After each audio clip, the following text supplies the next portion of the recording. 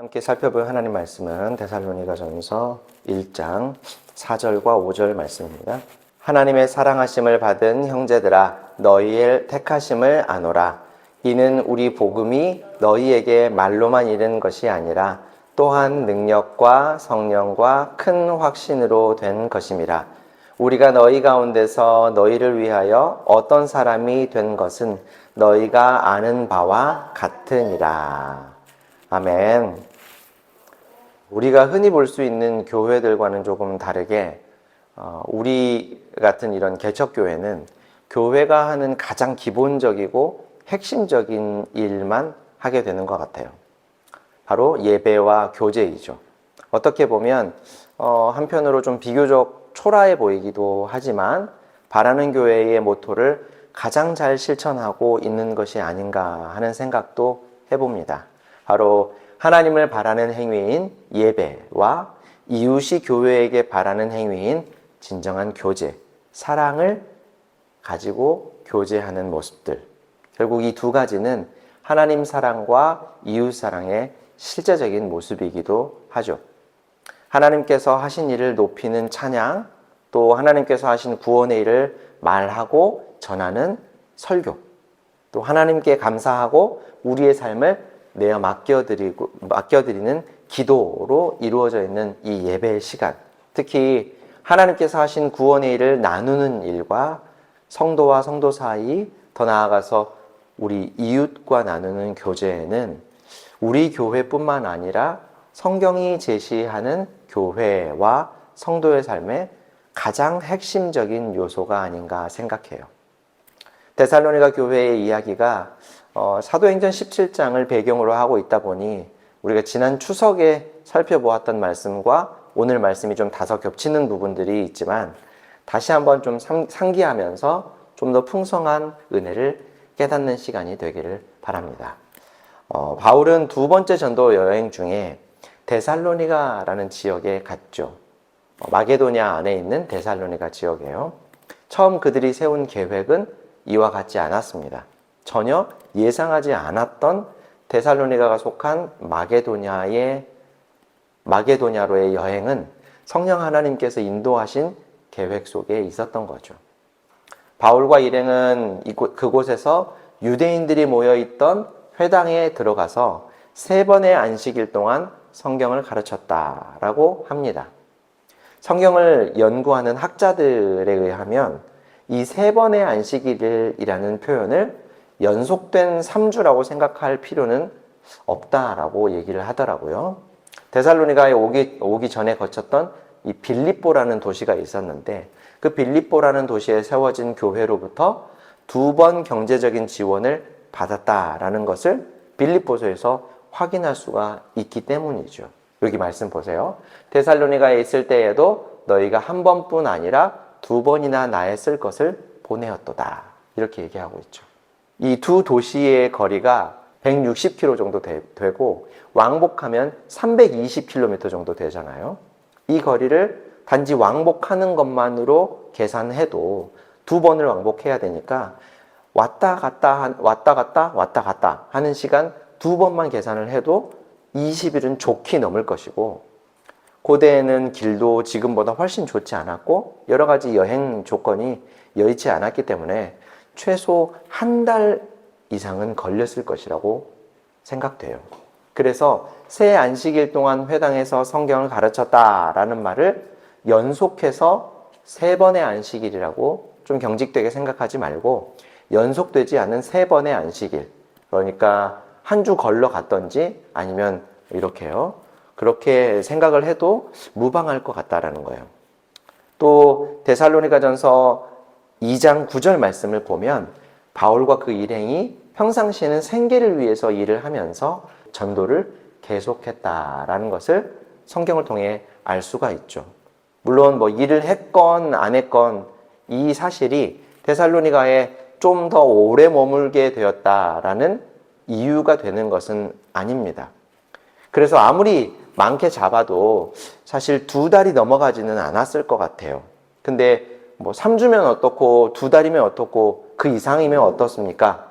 뭐 이런 질문을 할 수 있는데 큰 문제가 되는 것은 아니지만 우리가 성경을 읽다 보면 오늘 본문, 우리가 읽은 본문과 또 다른 본문이 조금 차이가 나는 것을 발견할 때가 종종 있습니다. 그때 그 본문의 차이를 우리가 어떻게 이해해야 하는가에 대한 안내라고 생각하시면 좋을 것 같아요. 자, 바울과 그 일행이 자신들의 계획과는 좀 다르게 성령 하나님의 인도하심에 따라서 마게도냐와 데살로니가 지역에 왔다면 만나는 사람들, 그러니까 그곳에서 만나는 사람들과 또 그곳에서 경험하는 일들 하나하나에 여느 때보다 훨씬 더 민감하게 반응하게 됐을 거라고 생각해요. 왜요? 내 계획이 아니라 하나님의 어떤 특별한 계획으로 우리가 이곳에 왔다라는 생각을 하게 되면 좀 더 훨씬 더 특별하게 생각을 할 수밖에 없지 않겠어요? 데살로니가 지역에서는 경건한 헬라인, 그러니까 그들은 정통 유대인이 아니라 이방인들이었죠. 특별히 알려진 수만 20개가 넘는 신들이 많이 존재해 있던 이 데살로니가라는 지역이었는데 이들이 바울 일행이 전해준 예수를 그리스도로, 구원자로 믿게 되었던 거예요. 또 여기에 헬라의 여러 귀부인들이 있었대요. 아마 이 지역의 고위 공직자의 부인이었을 거라고 예상이 되는데요. 그 여인들과 유대인 중에 몇몇 사람까지 상당한 수의 데살로니가인들이 예수를 믿게 되었으니까 분명 바울 일행은 성령 하나님께서 우리를 아시아와 비두니아가 아니라 이곳 마게도냐로 보내신 이유가 바로 이 사람들 때문이었구나라고 확인하고 확신할 수 있었겠지요. 5절을 보면 바울과 일행은 성령께서 주시는 능력과 큰 확신으로 복음을 전했다라고 말을 해요. 보세요. 이는 우리 복음이 너희에게 말로만 이른 것이 아니라 또한 능력과 성령과 큰 확신으로 된 것임이라. 우리가 너희 가운데서 너희를 위하여 어떤 사람이 된 것은 너희가 아는 바와 같으니라. 흥미로운 점은 복음을 우리 복음이라고 표현하고 있죠. 우리가 데살로니가전서 첫 시간에 살핀 것처럼 바울은 자신의 동역자들, 실라와 디모데 같은 사람들이요, 이 동역자들과 함께 예수 그리스도를 전했다라는 뜻, 그리고 자기가 마땅히 받아도 아무에게도 손가락질 받지 않을 그런 자리인데도 불구하고 이 동역자들과 함께 그 영광을 나누었던 것, 이것을 생각해 보면 이 표현이 조금 이해가 될 것 같아요.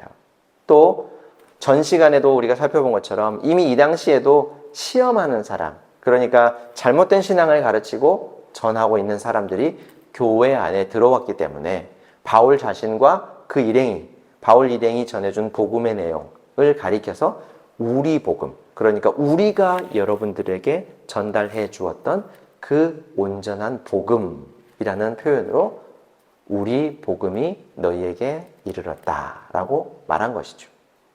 자, 그들은 데살로니가 지역 회당에서 구약 성경을 가르쳤습니다.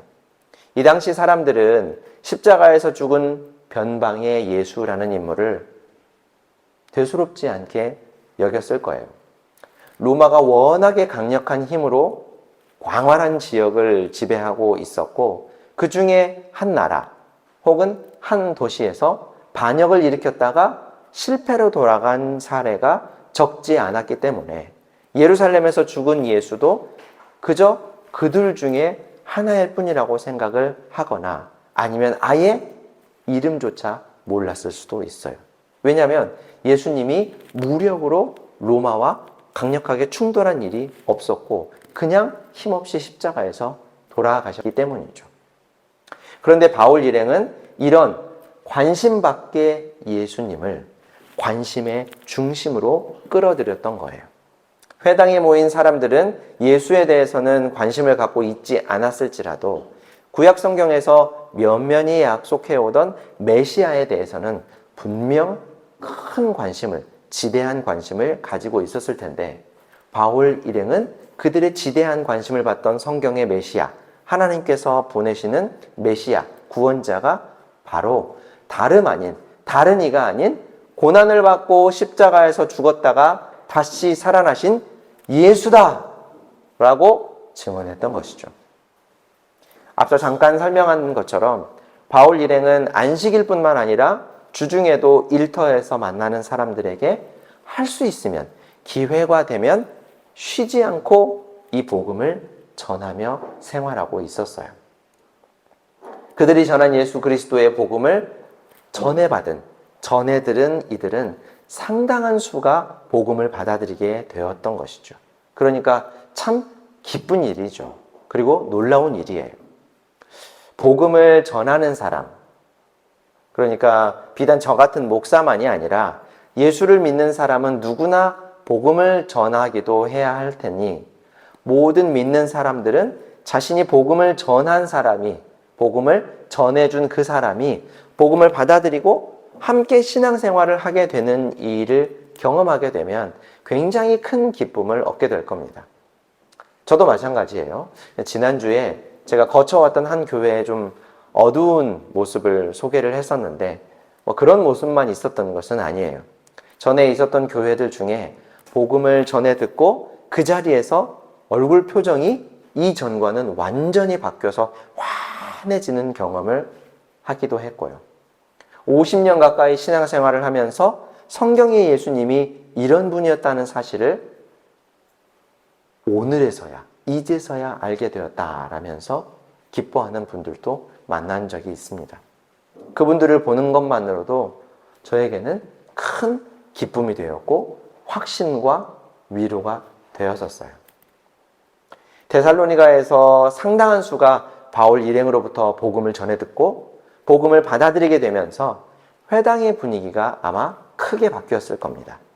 회당의 이른바 기득권 세력이었던 다수의 유대인들은 바울과 그 일행의 영향력이 회당 안에서 점점 커지는 것 때문에 그들을 시기하고 질투했대요. 단순히 지역적인 텃세라고 생각할 수도 있지만 유대인들에게 회당은 모든 생활 전반의 구심점, 생활의 중심이었기 때문에 종교, 교육, 문화, 사회, 경제 전반에 미치던 자신들의 영향력을 바울 일행에게 빼앗겼다라고 생각했을 것이기 때문에 그들의 시기 질투는 아마 불처럼 타올랐을 겁니다. 이에 그들은 불량배를 동원해서 바울과 그 일행을 공격하려고 했어요. 하지만 그들을 찾지 못하자 어떻게 합니까? 대신 일행을 도와준 야손과 몇몇의 사람들을 끌고 가서 가두게 되죠. 그들이 사회를 혼란스럽게 하고 더 나아가서는 로마 황제를 반역했다라고 하는 엄청난 누명을 그들에게 씌웠어요. 그들은 많은 돈을 보석금으로 내고서야 겨우 풀려나게 되었고, 이런 소란스러운 상황 중에 바울과 그 일행은 도망치듯이 데살로니가를 빠져나올 수밖에 없었습니다. 이렇게 바울과 그 일행은 틀어져 버린 계획 가운데 데살로니가 지역에 오게 되었고, 그곳에서 평상시에는 생계를 위해 밤낮으로 열심히 일을 하고 일터에서 만나는 사람들에게 틈틈이 복음을 전했습니다. 그리고 또 주말에는 회당에서 좀 더 집중적으로 복음을 전하는 일도 병행했었죠. 그렇게 그들은 복음 전하는 일을 하면서 자신들의 생계를 위해서도 일하며 살았어요. 그렇게 힘들게 일했지만 쫓기듯 데살로니가를 빠져나오게 된 자신들의 상황을 보면 그 기간이 얼마나 이들에게 힘든 시간이었을까 생각해 봅니다. 하지만 그들이 이렇게 피와 땀을 흘려 뿌린 복음의 씨앗은 헛되지 않았어요. 성령 하나님은 이들이 뿌린 씨앗이 깊이 뿌리를 내리고 순이 나오고 줄기가 자라서 열매까지 맺게 하셨죠. 우리가 지난주에 살펴본 대로 믿음이 낳은 역사, 믿음의 역사와 사랑이 낳은 수고, 사랑의 수고와 소망이 낳은 인내, 소망의 인내가 이들의 삶에 주렁주렁 열매 맺혔던 것입니다. 바울과 그 일행이 전한 복음을 받아들였던 이 데살로니가 지역의 사람들은 그들이 자신들과 함께 있는 동안 얼마나 수고하며 자신들을 가르쳐 주었는지 바울과 그 일행에 대해서 잘 알고 있었어요. 가끔은 선물을 주면 가끔 선물을 받고도 감사하기는커녕 감사합니다 이렇게 인사하기는커녕 누가 이런 선물을 달라고 했습니까? 라면서 이렇게 좀 뾰루통한 분들도 있지만 성령 하나님은 데살로니가 성도들에게 예수님을 성경이 약속한 그리스도로 구원자로 믿게 하시고 그 예수님을 전해주었던 바울 일행의 수고를 보면서 더욱 풍성한 열매를 주렁주렁 맺게 하셨어요. 데살로니가 교회 성도들은 바울 일행이 원래 계획에 없던 이 데살로니가 지역에 성령을 통해 들어오게 된 전후 사정과 그곳에서 힘들게 생활하며 복음을 전했던 상황, 또 그들이 당한 어려움, 이 모든 것을 잘 알고 있었기 때문에 짧은 시간이었지만 바울 일행과 아주 밀도 높은 교제를 나눌 수가 있었습니다. 어쩌면 그들이 사랑하는 마음으로 수고하기를 마다하지 않고 바울 일행이 떠난 후에도 신앙의 삶을 잘 참고 견디며 계속할 수 있었던 것은 이 모든 일을 통해 얻게 된 성령의 확신이 있었기 때문이겠죠. 이러한 확신은 바울 일행도 마찬가지입니다. 아시아와 비두니아로 가려고 치밀한 계획을 세웠던 이들에게 갑자기 그 계획이 틀어지고 전혀 예상하지 않았던 마게도냐라는 지역으로 발걸음을 옮기게 되었어요. 성령 하나님의 계획에 따르고 있다. 우리는 지금 우리의 계획이 아니라 하나님이 인도하시는 계획에 따라 가고 있다라는 믿음은 이 바울과 일행에게 있었겠지만 이를 확인하기 전까지는 불확실함이 주는 염려와 걱정 또는 적어도 궁금증으로 가득한 답답한 마음은 가지고 있었을 거예요. 그런 마음으로 전도 여행을 계속해 나갔었겠죠. 그러던 차에 빌립보에서 겪은 일들과 데살로니가에서 만난 몇 명의 유대인, 또 많은 수의 헬라인들, 적지 않은 수의 고위층 부인들까지 그들이 예수를 믿게 된 일이 바울 일행에게는 전도 활동의 확신이 되었을 겁니다. 원래 계획했던 곳으로의 방향이 아니라 전혀 계획하지 않았던 방향으로 오게 된 것도 이러한 일들을 확인하면서 확신을 갖게 되었겠죠. 아, 이래서 하나님께서 우리의 걸음을 이쪽으로 인도하셨구나. 그래서 바울은 자신과 일행이 전한 복음을 통해 예수를 믿게 된 이 데살로니가 성도들의 모습, 그리고 그들 안에서 드러난 믿음의 역사와 사랑의 수고와 예수 그리스도에 대한 소망의 인내를 통해 하나님께 감사 기도를 할 수 있었던 것이고, 또한 그들이 영원전에 하나님의 택하심을 받은 사람이다 라는 확신도 갖게 되었던 것이죠. 자, 사랑하는 성도 여러분, 오늘 설교의 제목을 확신 가운데 주고받은 복음과 사랑이라고 정해 보았는데요. 성도의 교제, 다시 말해서 예수님을 구원자로 함께 믿는 사람들의 관계는 복음의 은혜를 부지런히 나누는 것이 신앙생활의 가장 큰 힘이 되는 겁니다. 절대로 한 번 전하고 끝나는 것이 아니에요. 서로 구원의 은혜를 나누면서 그 은혜를 더 풍성하게 알고 누리는 것이 함께하는 신앙생활에서 가장 중요한 요소죠. 그래서 우리가 한 번 예수를 믿고 구원받았다고 해서 예배가 한 번 드리고 끝나는 것이 아니라 주님 오시는 그 날까지, 그리고 주님과 함께하는 영원한 나라에서도 계속되는 것이 하나님과 교제하고 하나님을 찬송하고 예배하는 일이겠죠. 몰라서 혹은 못 믿어서 계속해서 하나님의 말씀을 나누어야 하는 것이 아니에요. 한 생명체가 자라기 위해서는 영양분을 지속적으로 공급해 주어야 하는 것처럼, 또 생물학적인 성장뿐만 아니라 마음과 생각이 자라서 성숙해지기 위해서도 영양분을 공급해 주어야 하는 것처럼, 예수를 믿고 새로운 생명으로 새롭게 살아가게 된 우리도 계속해서 성장하고 또 성숙해지기 위해서 복음의 은혜를 계속 공급받고 서로 나누어야 한다는 것이죠. 성령 하나님께서 주시는 확신 가운데 서로 그 은혜를 나누는 일이 신앙생활에 있어서 굉장히 중요하다는 겁니다. 제가 여러분에게 설교를 통해서 전하고 여러분도 여러분의 삶 속에서 경험한 은혜를 서로서로 함께 나누어야 돼요. 또 함께 신앙의 삶을 살아가는 성도끼리 서로 사랑해야 하죠. 사랑은 말로 하는 게 아니라 희생하고 수고하는 거예요. 그렇게 구원의 은혜를 나누고 서로 사랑하고 서로를 위해서 수고할 때 우리 안에 믿음은 더욱더 확고해지고 사랑은 커져가며 하나님의 나라의 복음은 우리를 통해 널리 전해지게 될 것입니다. 기도하겠습니다. 사랑과 은혜가 풍성하신 하나님 우리 아버지, 이방인에 불과하고 한낱 죄인에 불과했던 우리에게 성령을 통해 믿음을 주시고 그리스도 예수 안에서 구원 얻게 하신 은혜에 감사합니다.